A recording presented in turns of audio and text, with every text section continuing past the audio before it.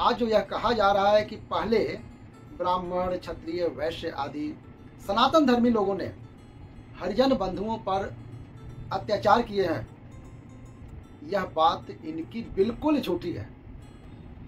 ये एक ब्राह्मण युवक अपनी हरिजन बुआ के यहाँ आशीर्वाद लेने गया। वही एक छोटी सी सच्ची घटना है। मेहतर का घर आया।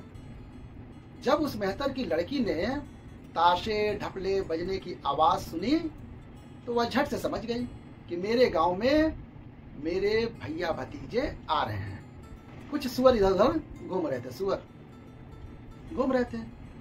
मुझे यह देखकर बड़ा आश्चर्य हुआ कि हम तो जाति के ब्राह्मण हैं, यहाँ हमारी बुआ इस गंदे मोहल्ले में कहाँ पर विवाही है, जिसका शीर्षक है ब्राह्मण युवक अपनी हरिजन बुआ के यहाँ आशीर्वाद लेने गया। हर हर महादेव। महादेव के भक्त शर्मा जी के चैनल पे आप सभी का स्वागत है। आज सत्य घटना पर आधारित एक से कथा कह लीजिए या कहानी कह लीजिए। ये भक्त राम शरण दास जी पिलखुआ वाले ने भेजा है। उसी कथा को हम आपको कथा का वृतांत सुनाने जा रहे हैं, जिसका शीर्षक है ब्राह्मण युवक अपनी हरिजन बुआ के यहाँ आशीर्वाद लेने गया। भक्त राम शरण दास जी कहते हैं, एक बार हम कार्तिक पूर्णिमा के अवसर पर प्राचीन महान तीर्थ गढ़मुक्तेश्वर, श्री गढ़मुक्तेश्वर गए थे। वहां घूमते घूमते सहसा हमें मेरठ का सनातन धर्म रक्षिणी सभा का कैंप दिखाई पड़ा। अंदर जाकर देखा तो सनातन धर्म के विद्वान पूज्य आचार्य श्री राम शास्त्री जी, श्री वागीश जी महाराज, पूज्य पंडित श्री गंगाशरण जी,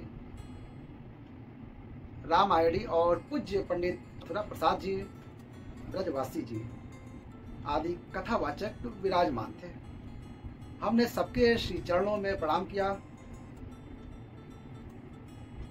बात चलने पर पूज्य कथावाचक पंडित श्री मथुरा प्रसाद जी, ब्रजवासी जी महाराज ने हम कट्टर सनातन धर्मी ब्राह्मण, क्षत्रिय, वैश्य आदि महाराज ने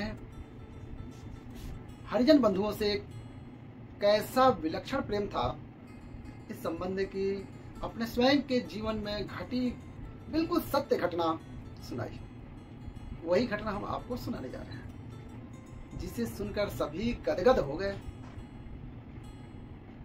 आपने कहा, भक्त राम शरण दास जी तथा कथित राजनीतिज्ञों द्वारा आज जो यह कहा जा रहा है कि पहले ब्राह्मण, क्षत्रिय, वैश्य आदि सनातन धर्मी लोगों ने हरिजन बंधुओं पर अत्याचार किए हैं, यह बात इनकी बिल्कुल झूठी है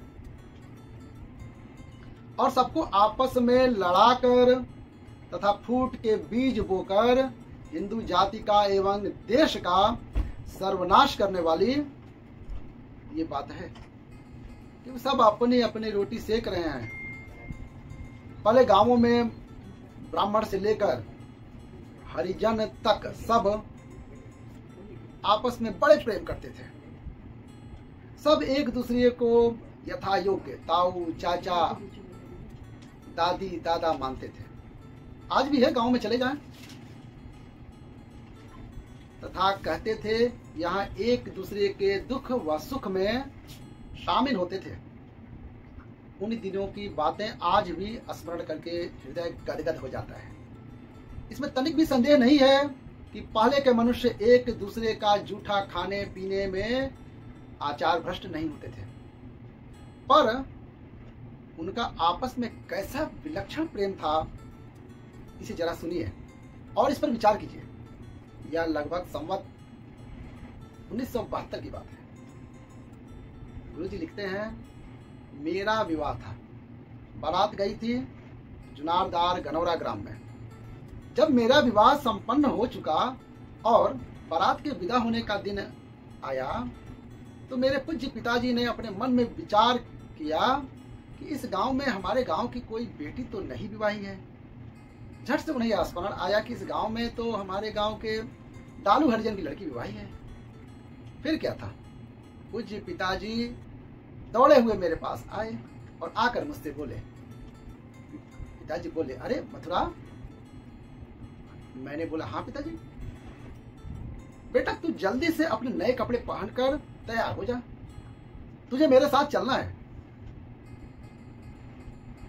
मैंने कहा, कहाँ पिताजी, कहाँ चलना है?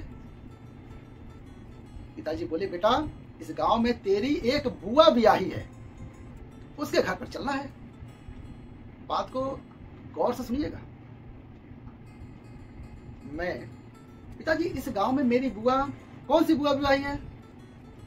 पिताजी, अरे मथुरा तुझे क्या पता, तू अभी बालक है, यहाँ पर तेरी एक बुआ विवाही है। यदि हम उसके घर पर नहीं गए तो कोई क्या कहेगा और तेरी बुआ भी बुरा मानेगी, उससे दुख होगा और हमारी बड़ी बदनामी होगी। मुझे पिताजी के मुख से यह सुनकर मन ही मन बड़ा आश्चर्य हुआ कि इस गांव में मेरी बुआ विवाही है। मैंने मन में विचार किया कि यदि इस गांव में मेरी बुआ विवाही होती तो क्या मैं अपनी उस बुआ को अब तक और अपनी बुआ को नहीं जानता। पिताजी के डर से मैं ज्यादा कुछ नहीं बोला, बस मैंने इतना पूछा, पिताजी मुझे क्या करना है ये बताइए। पिताजी ने बोला, तुझे अपनी बुआ को परोसे साड़ी और 5 रुपए भेंट में देने के लिए मेरे साथ चलना है। पिताजी की आज्ञा की देर थी, मैं झट से कपड़े पहनकर तैयार हो गया।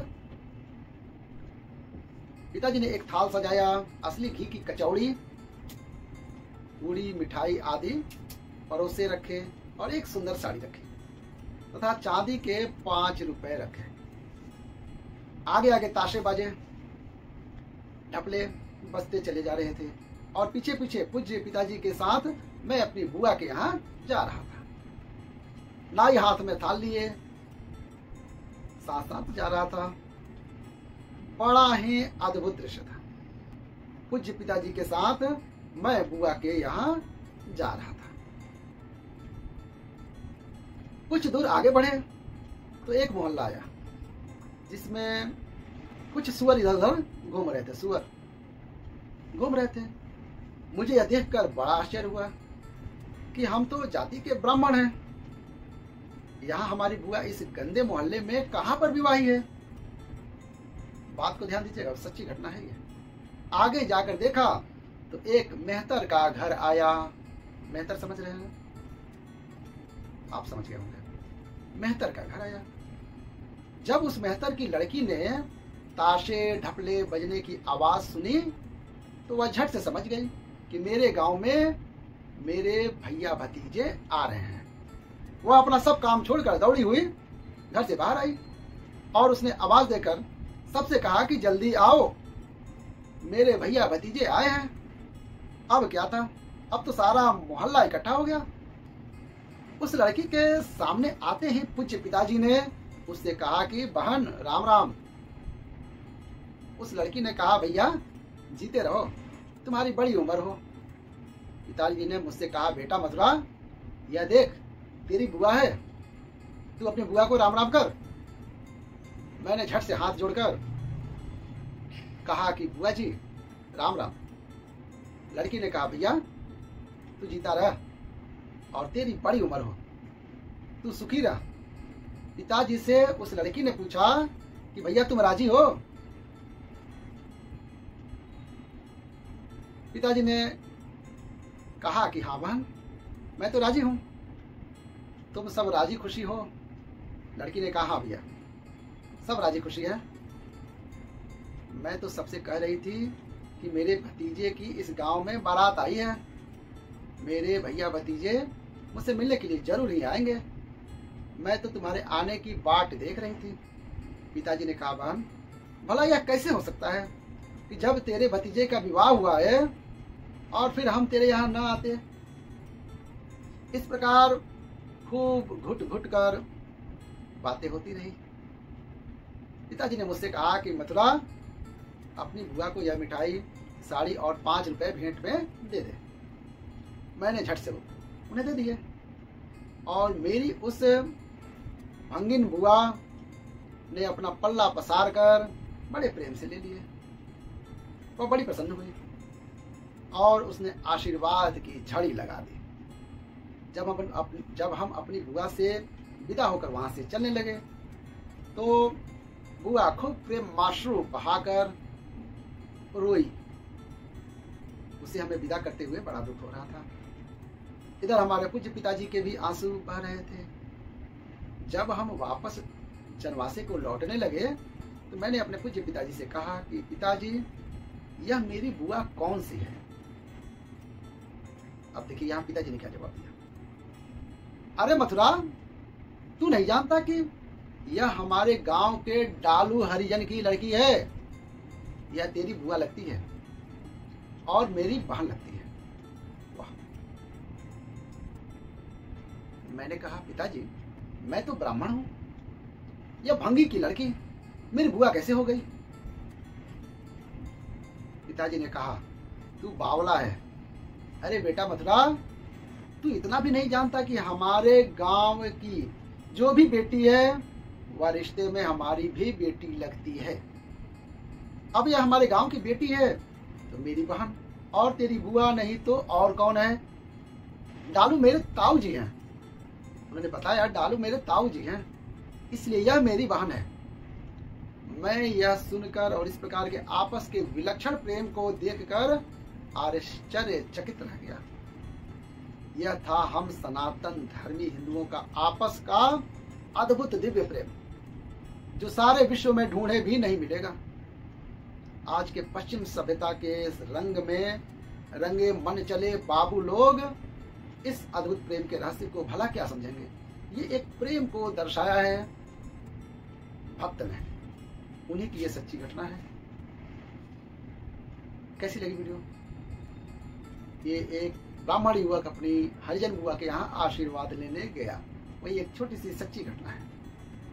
वीडियो अच्छी लगी तो प्यारा सा लाइक दे दीजिएगा और चैनल को सब्सक्राइब कर लीजिएगा। सब्सक्राइब करते समय यहाँ पे एक बेल आइकन मिलेगा जो कि महादेव के भक्त शर्मा जी का घंटा है, तो वो महादेव का घंटा हुआ, उस महादेव घंटे को बजा दीजिएगा। उसे आप टच करेंगे तो ब्लैक कलर हो जाएगा। तो हमारे जो भी प्रेरणादायक कथा, प्रवचन,